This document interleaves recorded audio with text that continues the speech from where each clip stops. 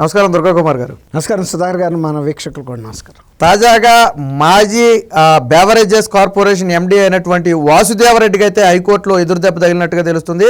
ఆయన మీద సిఐడి నమోదు చేసినటువంటి కేసులకు సంబంధించి ముందస్తు బెయిల్ ఇవ్వాలని చెప్పి కోర్టుకు వెళ్తే కోర్టు మాత్రం తిరస్కరించి దాని కేసునైతే వాయిదా వేసినట్టుగా ఉంది. ఏంటి తప్పించుకునే ప్రయత్నంలో భాగమంటారా? గతంలో చేసినటువంటి అవినీతి అక్రమాల నుంచి అధికారులు తప్పించుకునే ప్రయత్నమేనంటారు ఇది? జగన్మోహన్ రెడ్డి గారి పరిపాలన 2019 నుంచి 24 వరకే అధికారులకు కూడా ఒక స్వర్ణయుగం అండి. వీళ్ళందరినీ కూడా కావాలని కేంద్ర సర్వీసుల నుంచి కూడా ఇక్కడికి తీసుకొచ్చారు.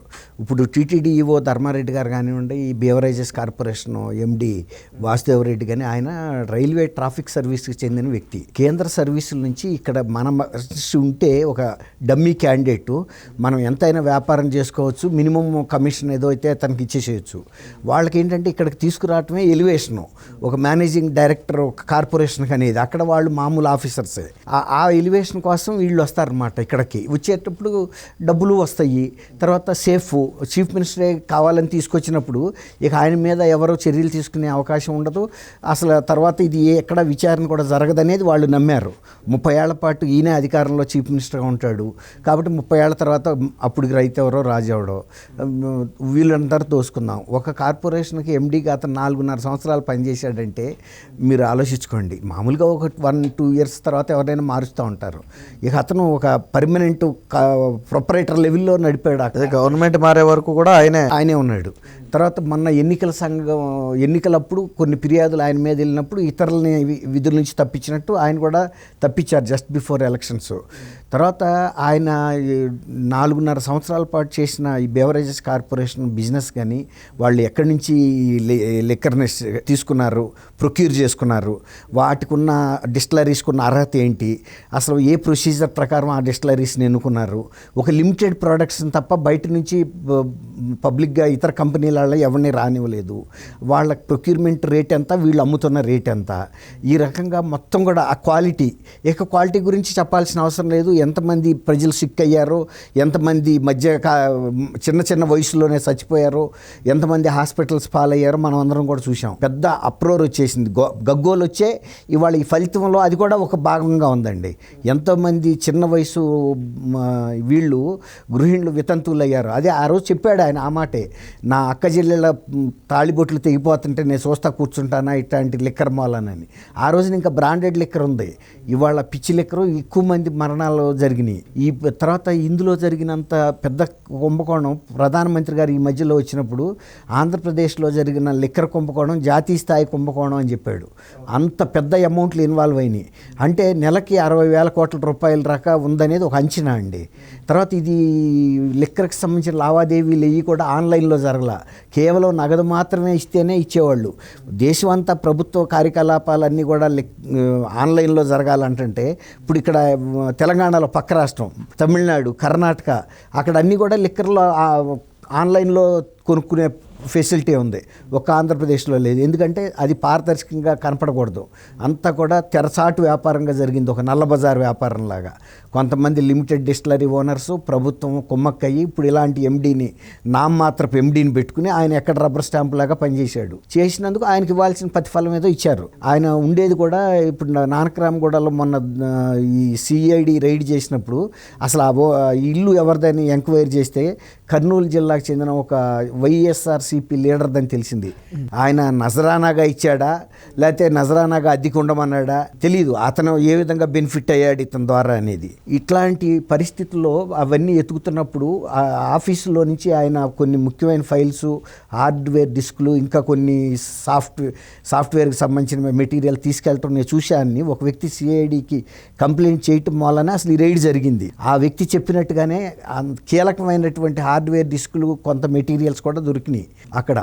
ఈ సందర్భంలో ఎత్తుకుతా ఉండగా ఒక అల్మారాస్లో ఒక బిల్లు, పాత బిల్లు, 6 కిలోలు గోల్డ్, ఏదో చింతపండు కొనలా, ఆయన ఎండుమిరపకాయలు కొనలా, గోల్డ్. అది ఆయన ఏమనుకున్నాడంటే గోల్డ్ అయితే సేఫ్గా దాచేసాం కదా, ఏ అధికారి వచ్చినా అది అయితే కనపడదు, ఈ రసీదు గురించి ఆయన పెద్ద పట్టించుకోవాలా. ఇంట్లో వాళ్ళు కొన్నప్పుడు తీసుకొచ్చి ఏదో కొన్న మామూలు రసీదుల వాటిల్లో కలిపి అక్కడ పడేశారు. వీళ్ళు సిఐడి వాళ్ళు ప్రతిదీ స్కాన్ చేస్తారు కదండి.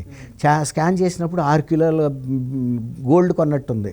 6 కిలోలు గోల్డ్ కొన్నప్పుడు రసీదు ఇచ్చారంటేనే ఆ కంపెనీ ఏదనే తెలుస్తుంది, ఆ జిఎస్టీ కట్టారా లేదా, ఏ రోజు కట్టారో వాళ్ళు కూడా చెప్పగలుగుతారు కదా. 6 కిలోలు ఒక కస్టమర్ కొన్నప్పుడు అవన్నీ కూడా కెమెరాలు, అక్కడ షాప్లో ఉన్న కెమెరాల్లో కూడా ఉంటాయి. గోల్డ్ షాపుల్లో ఇతర ఫ్యాన్సీ షాపుల్లాగా ఉండదండి. వాళ్ళు రేపు అసలు కూరగాయల దగ్గర కూడా పెడుతున్నారు సార్ కెమెరాల్లో, సీసీ కెమెరాల్లో. కాబట్టి వాళ్ళ దగ్గర వాళ్ళ సేఫ్టీ కోసం వాళ్ళు పెట్టుకుంటారు. వాళ్ళ నగలు ఎవడన్నా కాజేస్తున్నప్పుడు మళ్ళీ వెనక్కి చూసుకోవటానికి అట్లా పెట్టినప్పుడు వీళ్ళు ఎంతసేపు అక్కడ కూర్చున్నారు, వాళ్ళు కొన్న బంగారం ఎంత, ఎవరో తీసుకుని వెళ్ళారు, ఇవన్నీ కూడా బయటకు వస్తాయి, బయటకేం రాకుండా ఉండవు. 6 కిలోలు బంగారం బిల్లు రేజ్ చేశారంటే వాళ్ళు అఫీషియల్గా డబ్బులు ముట్టకుండా జిఎస్టీలు ఇవన్నీ ట్యాక్సులు కట్టకుండా జరగదండి. కాబట్టి ఖచ్చితంగా ఎవరో, లేకపోతే ఇతరులు ఎవరో కొన్న 6 కిలోల బంగారం బిల్లు ఈనింటో ఎందుకు దాస్తారు? ఒప్పుకోడు కదా బాబు, నేనే గవర్నమెంట్ ఆఫీసర్ని, నాకెందుకు ఈ తలనే పంటాడు కదా. కాబట్టి ఒక బిల్లు దొరికింది. ఇంకా ఇట్లాంటి స్థిరాస్తులు ఎన్ని కొన్నాడో కూడా మనకు తెలియదు. ఆ డాక్యుమెంట్లు కూడా ఈయన పేరుకి పైన ఎక్కడన్నా ఈయనకి దగ్గరికి సంబంధించిన వాళ్ళ ఇళ్లలో దాచి ఉండొచ్చు. ఎప్పుడైనా ఇట్లాంటి అవినీతి అధికారులను పట్టుకున్నప్పుడు మొత్తం పట్టుకోగలుగుతారనేది అనుకోలేమండి.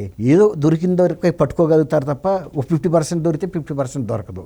ఒక్కోసారి 20-30% దొరికితే 70% దొరకదు. ఎవడో రేర్గా దొరుకుతారు. మరీ 80%, 90% సొమ్ములన్నీ కూడా ఆధారాలు దొరికాయి. లాకర్ల నంబర్లు కానీ, లాకర్ కీస్ కానీ అవన్నీ ఆ ఇంట్లో పెట్టుకోరు. లాకర్ కీస్ కూడా, తర్వాత లాకర్ నేమ్స్ కూడా వీళ్ళ పేరు మీద ఉండవు, ఎవరో బినామీ పేర్ల మీద ఉంటాయి. ఇట్లా ఇప్పుడు రేపు పట్టుకున్నారు కాబట్టి ఆయన ఇంట్రాగేట్ చేసి అప్పుడు త్రిబుల్ గారిని చేశారు కదా, అలాంటిది ఏదన్నా చిన్న సత్కారంలాగా చేస్తే ఈయన కూడా చెప్తాడు, చెప్పడం కాదు, అన్నీ బయటకు వస్తాయి. ఇట్లా ఇది ఒక చేప అండి, ఆ మొత్తం చెరువులో ఒక చేప.